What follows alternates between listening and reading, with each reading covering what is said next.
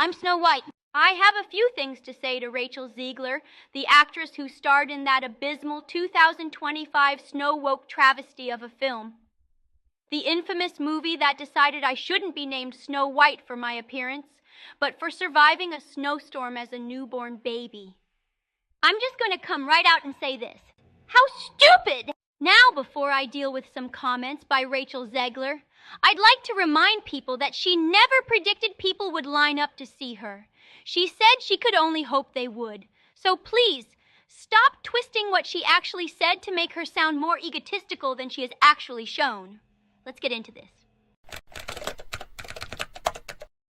I never want it to come off as me being ungrateful for the opportunities I have. Even though you hate practically everything about me and my actual story, and you weren't exactly beaming when you found out Disney had cast you in the role, even though you demanded pay for a streaming appearance in one of the classic dresses, even though you were scared out of your wits by my story in movie form and on a Disney ride.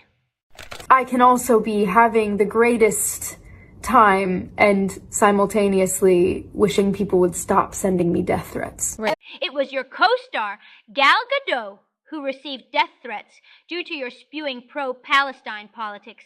She is Israeli, and you stirred up the muck. Disney had to hire extra security because of extremists in your camp sending her death threats. I heard that heartless trolls sent you KYS messages. KYS meaning kill yourself. Personally, I don't think people who send that kind of crap should be on the internet. They are worthless bullies and trolls. But KYS is a hate message, not a death threat. It's like your hate for anything connected with Trump. Is your wishing Trump and anyone who sides with him to have no peace any better? You don't deserve KYS messages. And Trump supporters don't deserve to live in hell. I came into 2023 in pieces. That's funny, Miss Zegler. You look all in one piece to me. So what on earth are you talking about? And to everyone who hates when I win. Isn't that just like a narcissist? Boiling it all down to whether or not you win. Life is not about win or lose. It is not a big competition. If that was all, it wouldn't be worth living. You said a lot of things to make people dislike you. No, that was not their fault. It was yours.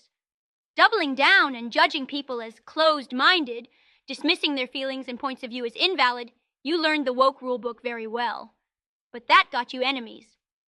Audiences have finally made it clear they don't want any more feminist girl bossery and communistic socialist propaganda crammed into entertainment and shoved down their throats. It is still their right to reject it, just as it is your right to reject anything Trump. You told people to vote for Kamala Harris or stop following you on social media. That is unfriendly, Miss Zegler, especially for an actress who is supposed to be doing what she can within reason to win over as many hearts as possible. You trashed my story, all because you hate my prince. Woke told you to hate the kiss way more than the Queen's attempts to have me killed.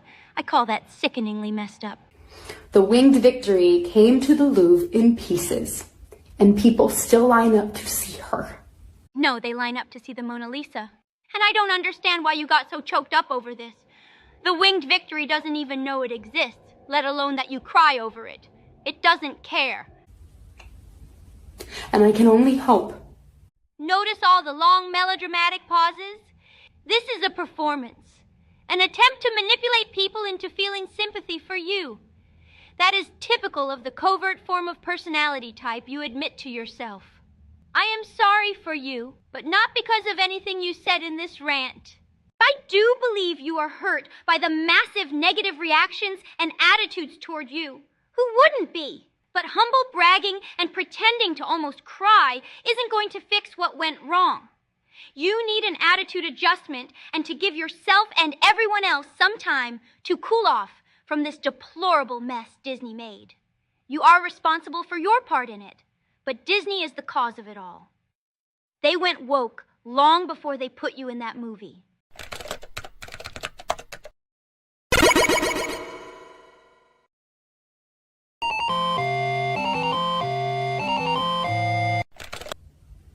That despite my flaws And despite my cracks and my breaks, and there are many of them,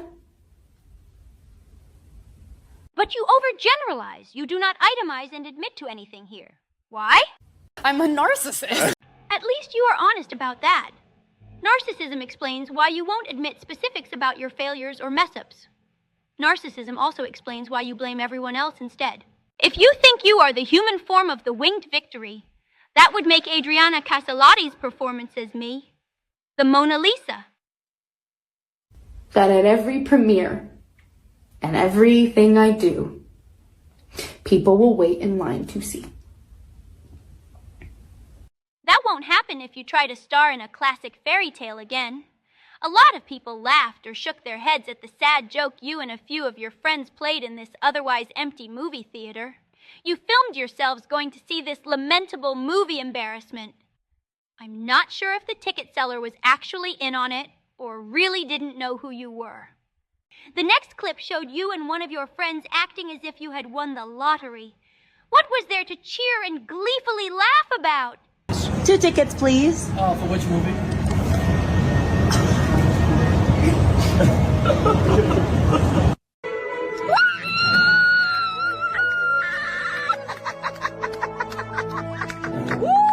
Unfortunately, you and Disney made sure people would figuratively line up to see your downfall.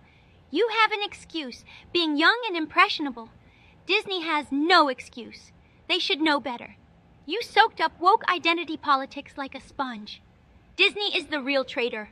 They would have done nothing but join you in bashing my story as weird, right along with you if the backlash hadn't been severe enough to hit them in the pocketbook.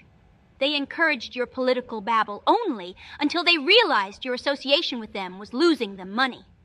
Disney put you high on a pedestal for the wrong reasons. You teetered, and Disney threw you off and under the bus.